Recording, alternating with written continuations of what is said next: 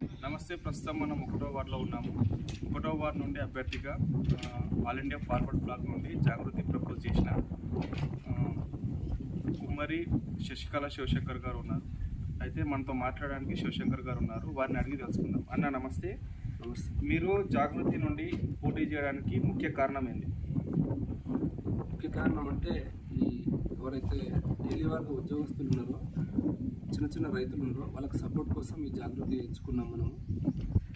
మనం చేసే ఇంతకుముందు సేవా కార్యక్రమాలు కానీ ఇప్పుడు సేవా కార్యక్రమాలు వాళ్ళే సజెషన్ చేశారు, జాగృతికి వెళ్ళండి అన్న, కవితక్క మంచి సపోర్ట్ చేస్తారు మీకు అంటేనే ఎంచుకొని కవితక్క మనకు ఫోన్ చేయడం జరిగింది. వాళ్ళు మాకు చేస్తే టికెట్ ఇచ్చి బీఫామ్ కూడా తీసుకున్నాం, అయిపోయింది, నామినేషన్ అయిపోయింది. మనం చేసే సేవా కార్యక్రమాల్లో మంచిగా వాళ్ళు సపోర్ట్ చేస్తున్నారు. వీళ్ళు కూడా కవితక్క ఇంటికి వచ్చిపోయి సపోర్ట్ చేస్తుంది. వాళ్ళ వల్ల మనకు ఫుల్ సపోర్ట్ ఉండడం వల్ల చేస్తున్నాం. అయితే ఇప్పుడు తెలంగాణ ఉద్యమం ఏదైతే ఉందో ఆ సమయంలో జాగృతి ముఖ్య పాత్ర పోషించింది. ఇప్పుడు ప్రస్తుతం ఈ ఎన్నికల్లో జాగృతి పాత్ర కూడా అట్లానే ఉంటుందని అనుకుంటున్నారా? 100% అన్న. అప్పటికన్నా ఇప్పుడు 2.0 అన్నట్టుగా సినిమా లాగా దానికన్నా అభివృద్ధి చెందుతుంది కదా. ఇప్పుడు చాలా ఇంకా ముందుకు వెళ్తున్నాం. మేము కానీ అక్కగారు కానీ చాలా మంచి మంచి ముందు అంశాలు తీసుకొని ముందుకు వెళ్తున్నాం. ఎటువంటి డోకా కూడా లేదు. జాగృతి 100% ముందుకు వెళ్తున్నాం. అంటే మీరు గెలిచిన తర్వాత ఇలాంటి అభివృద్ధి కార్యక్రమాలు చేయబోతుంది మీ అభ్యర్థి గెలిచిన తర్వాత? ఫస్ట్ మా ఊర్లో చాలామందికి రోడ్లు లేవు. చాలా విలేజ్ల దగ్గరికి రోడ్లు చేస్తాం. కొన్ని ఇంటి పర్మిషన్లు కూడా లేవు. ఇంటి పర్మిషన్లు ఇస్తాం మేము. ప్లస్ పిల్లలు కూడా కొంచెం ఇబ్బంది ఉన్నాయి. అప్పట్లో ఏసీ కొంచెం ఫస్ట్ రోడ్ వేసి సెకండ్ రోడ్ వేసి మళ్ళీ కొత్తగా రోడ్లు అన్నీ వేసి 4 లక్షలు ఇవ్వాలనుకుంటున్నాను. అదే మీ గ్రామంలోకి వస్తుంటే ఇప్పుడు మీ ఇండ్లు ఏవైతే ఉన్నాయో ఇక్కడికి వచ్చే ఉంది కదా, అక్కడ కొంచెం చెరువు దగ్గర గత సంవత్సరం వర్షాల వల్ల మొత్తం రోడ్ అంతా దిగిపోయి ప్రజలు చాలా ఇబ్బందులు ఎదుర్కొన్నారు. దానిపైన మీరేమన్నారు? ఇప్పటికీ కలెక్టర్ ఆఫీస్కి కూడా 4 నుంచి 5 సార్లు వచ్చి ఫిర్యాదు పెట్టడం జరిగింది. వాళ్ళు ఎలాంటి స్పందన తీసుకోలేదు. ఇప్పుడు మేము అదృష్టం బాగుండి గెలిస్తే ఫస్ట్ అదే చేస్తాం. మేము ఫస్ట్ అండర్ గ్రౌండ్ డ్రైనేజ్ చేసి దానిపైన సీసీ రోడ్ వేసి నెక్స్ట్ వచ్చే ఎలక్షన్ల వరకు వర్షాకాలం వరకు ఏమి ఇబ్బంది కాకుండా చూసుకుంటామని మేము హామీ. మీరు గతంలో గ్రామం కోసం కానీ ఇంకా యువకుల కోసం కానీ మీరు చేసిన ఏమైనా అభివృద్ధి కార్యక్రమాలు ఉన్నాయా? చాలా ఉన్నాయి. రీసెంట్గానే సంక్రాంతికి పతంగులు ఎగరేస్తూ చైనా మాంజా వల్ల చాలామందికి ఇబ్బంది అవుతుంది కదా, గొంతు కట్టేది. అట్లా మనం 700 రాడ్లు ఫిట్ చేయించినాం, సేఫ్టీ రాడ్లు. దానివల్ల చాలామంది సేఫ్ అయ్యారు. చాలామంది మాకు రిటర్న్ వచ్చి చెప్పి మేము దీనివల్ల బతుకుతున్నాము. ఇప్పుడున్న అధికారుల పోలీసులు కూడా మాకు ఫోన్ చేయడం జరిగింది, మీరు రండి సన్మానం చేస్తున్నాం. ఇప్పుడు ఎలక్షన్లో ఉన్నాం కానీ చేసుకోలేము. మంచి స్పందన దొరికింది. అలాంటి సేవకార్యం చాలా చేస్తాం మేము. కోవిడ్లో కూడా కోవిడ్ 38 డేస్ ఉన్నప్పుడు అందరు రోజు డైరీ వారీగా భోజనాలు ఇచ్చి తోటలలో ఇచ్చేవాళ్ళము. సేవా కార్యక్రమం చాలా చేస్తాం. ఇప్పుడు వాళ్ళకి కానీ అన్న మీరు అంటే మీ అభ్యర్థి గెలిచిన తర్వాత ఏమేమి హామీలు ఇస్తారు, అంటే ఏమేమి చేద్దామని అనుకుంటున్నారు మీ వాళ్ళు? ఒకసారి మీరు మేనిఫెస్టో చూడండి. చూసిన తర్వాత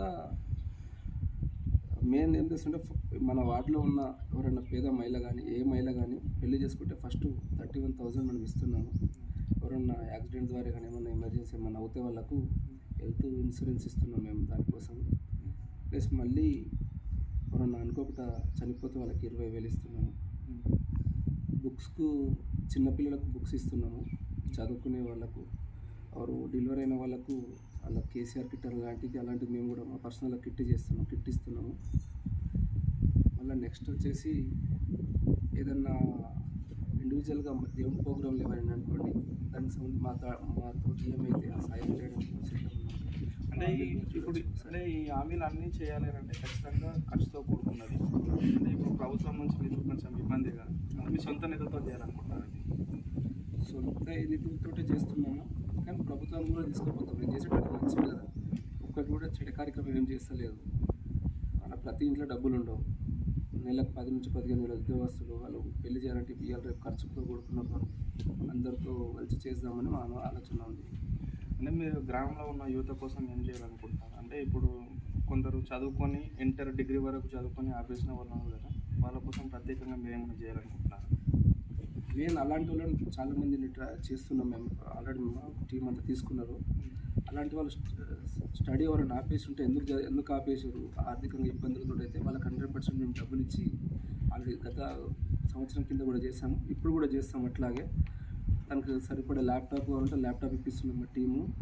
ల్యాప్టాప్ ఇప్పించిన తర్వాత ఏమైనా ఇబ్బంది ఉంటే అతనికి డబ్బులు ఇచ్చి ఆ డబ్బులు ఇచ్చి కూడా చేపిస్తున్నాం మేము. ఎటువంటి ఇబ్బంది లేకుండా అతను చూసుకుంటున్నాం. మధ్యలో చదువు ఆపిల్లలు ఫస్ట్ ఇయర్ కానీ సెకండ్ ఇయర్ కానీ ల్యాప్టాప్లు ఇప్పడం జరుగుతుంది వాళ్ళు.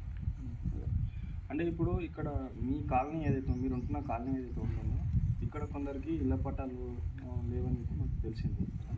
దానిపైన మీరు ఎటువంటి పరిష్కారం చూపించబోతున్నారు? అది కూడా కొంచెం సమస్య ఉంది, కానీ అది కూడా మేము గెలిస్తే 100% తీర్చేస్తాం. ఆ సమస్యలు ఏం లేవు, తీర్చడానికి ముందు అడిగేస్తున్నాం మేము, తీసేస్తాం. ఇంకేమైనా ఉద్దేశించి మీరేం చెప్పాలనుకుంటున్నారు? నా తోబుట్టులు వాళ్ళు, నా ఫ్యామిలీ కన్నా మించింది ఏది లేదు. నా వాడు మొత్తం నా ఫ్యామిలీ. ఎప్పటికీ వెళ్ళలా గెలిచినా గెలవకపోయినా దాన్ని కాపాడుకునే బాధ్యత నాకుంది, కాపాడుకుంటా. అదని ఇది మనతో వారు చెప్తున్నది. అయితే జాగృతి నుంచి పోటీ చేయడానికి ముఖ్య కారణం ఏంటంటే జాగృతి తెలంగాణ ఉద్యమంలో చురుకుగా పనిచేసింది కాబట్టి దాని తరఫున మేము పోటీ చేస్తున్నాం అని చెప్పి వారు అంటున్నారు. అయితే గ్రామంలో మేము గెలిచిన తర్వాత అమ్మాయిల వివాహానికి 31,000 రూపాయల ఆర్థిక సహాయం, అలాగే స్కూల్ కానీ కాలేజ్ కానీ మధ్యలో వదిలేసిన వారికి వాళ్ళకు కొంచెం ప్రోత్సహించి వాళ్ళను ముందుకు తీసుకుపోయే ప్రయత్నం చేస్తామని చెప్పి మనతో శివశంకర్ గారు అంటున్నారు. Camera person Srikanth, Chilukuru.